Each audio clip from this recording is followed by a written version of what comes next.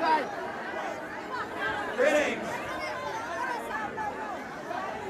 If I can just talk to you all for 1 second, okay?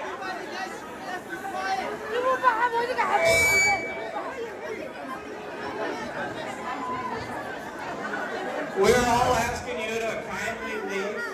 The hotel is asking you to kindly leave. Please exit the room and exit to the parking lot. Thank you.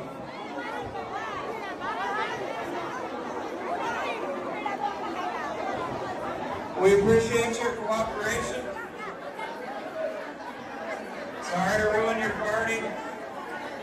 We've been asked to help shut it down.